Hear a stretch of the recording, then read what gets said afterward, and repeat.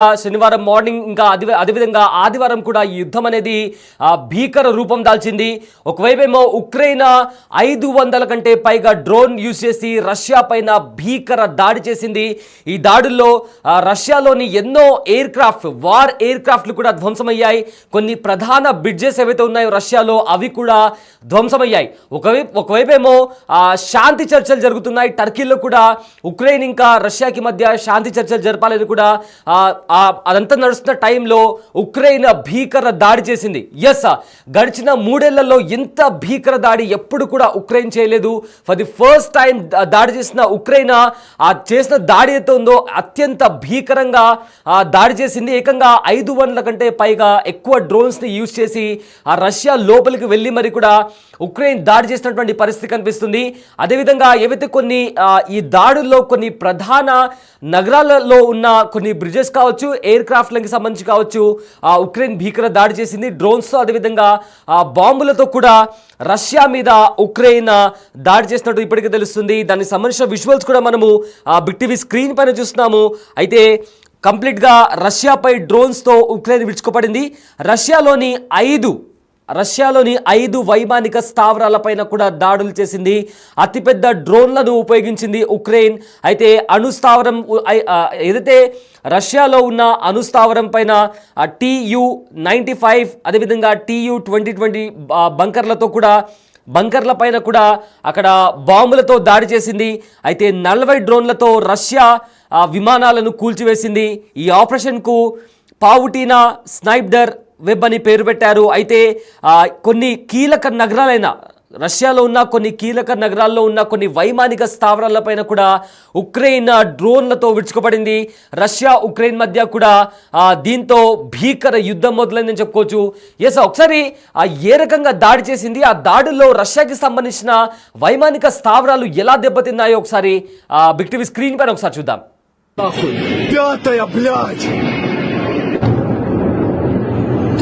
Вот Артема! Ебать! Шестую слышу!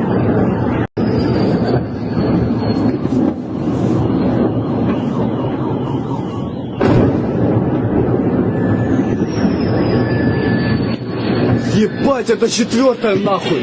5-я, блядь! Тупо вот Артема! Ебать! Шестую слышу!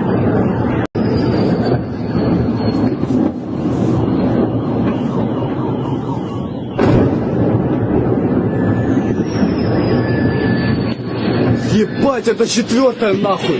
5-я, блядь! Тупо вот Артема! Ебать, шестую слышу!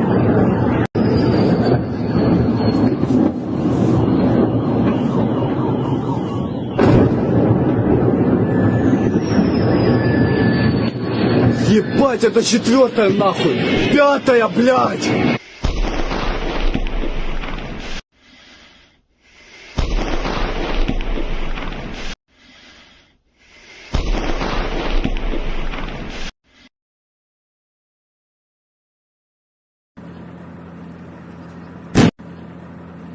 Ебать, это 4-я нахуй! 5-я, блядь! Тупо вот Артема! Ебать, шестую слышу!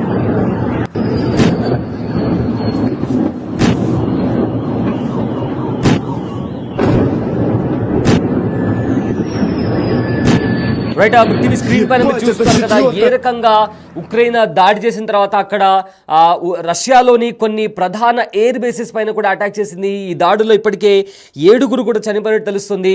So ఒకసారి అవైతే maps plot చేసి పెట్టిందో ఉక్రెయిన్, అలాంటి ప్రధాన నగరాలైన రష్యా మీద కూడా భీకర దాడులు గత 3 సంవత్సరాల నుంచి కూడా రష్యా ఇంకా ఉక్రెయిన్ మధ్య యుద్ధం నడుస్తుంది.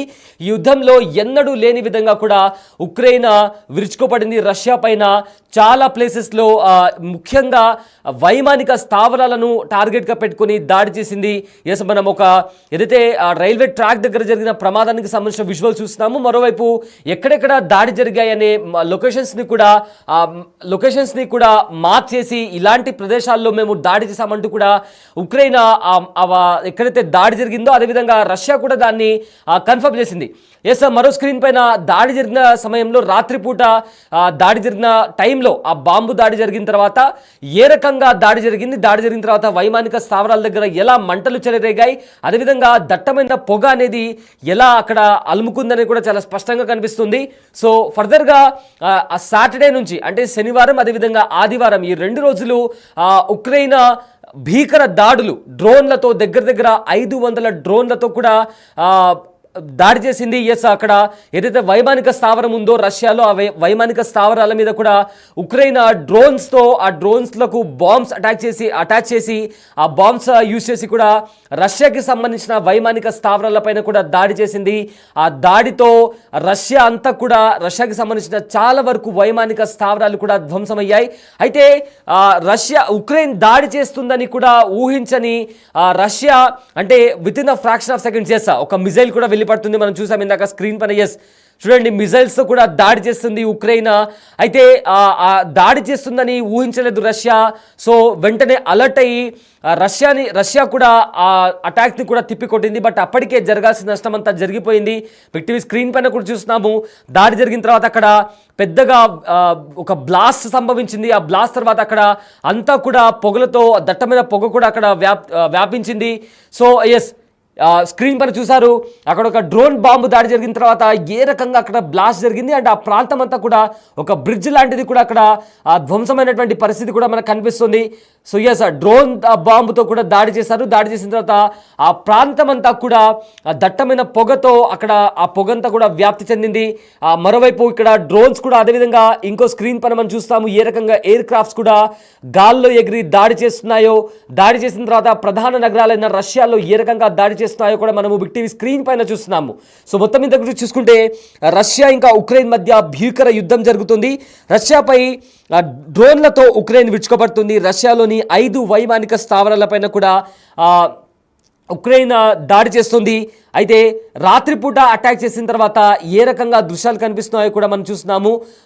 ఏకంగా చాలా లోపల వరకు కూడా వెళ్ళి ఎస్ అక్కడ చూడండి, ఒక కంటైనర్లో డ్రోన్లన్నీ రష్యా సరిహద్దును దాటి కూడా రష్యా లోపలికి వెళ్ళి వాళ్ళు రాత్రిపూట ఏ రకంగా రష్యా పైన దాడి చేశారు అనే విజువల్ కూడా మనం బిగ్ టీవీ స్క్రీన్ పైన చూస్తున్నాము.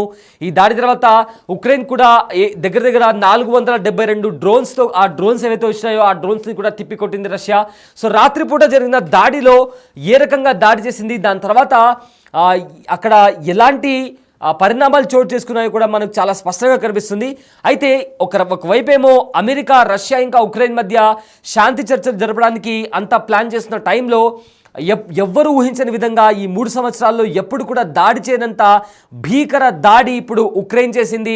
దీనికి సంబంధించి అటు ఒక హై టెన్షన్ వాతావరణం కూడా కనిపిస్తుంది. ఎందుకంటే ఒకవేళ ఈ యుద్ధం అనేది మరింత తీవ్రతరమైతే పరిణామాలు అనేవి అంటే సిచ్యువేషన్ అనేవి మరింత వర్స్ట్గా మారే అవకాశం ఉంది.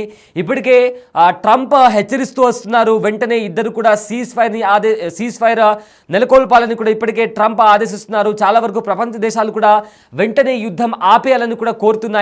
అయితే ఒకవైపేమో టర్కీలో శాంతి చర్చలు జరపాలని కూడా ప్లాన్ చేస్తున్న తరుణంలో ఉక్రెయిన్ నుంచి ఇలాంటి దాడి అనేది ఎవ్వరు కూడా ఊహించనిది.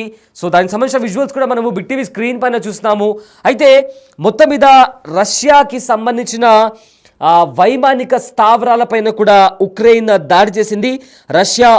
ఉక్రెయిన్ యుద్ధం ప్రారంభమైనప్పటి నుంచి కూడా ఉక్రెయిన్ అతిపెద్ద దాడి చేయడం ఇదే ఫర్ ది ఫస్ట్ టైం. అయితే ఉక్రెయిన్ దాడులను కూడా రష్యా తిప్పికొట్టింది. దాడి జరిగిన తర్వాత కొన్ని ప్రధాన బ్రిడ్జెస్ ఏవైతే ఉన్నాయో ఆ బ్రిడ్జెస్ని కూడా కూల్చేసింది ఉక్రెయిన్. అయితే ఆ బ్రిడ్జెస్ కూలిపోయిన తర్వాత అక్కడ రెస్క్యూ ఆపరేషన్ కూడా చేపడుతున్నారు. అండ్ ఆల్సో అక్కడ ఈ దాడుల్లో ఇప్పటికే 7 మంది వరకు కూడా చనిపోయినట్టు ఇప్పటికే తెలుస్తుంది.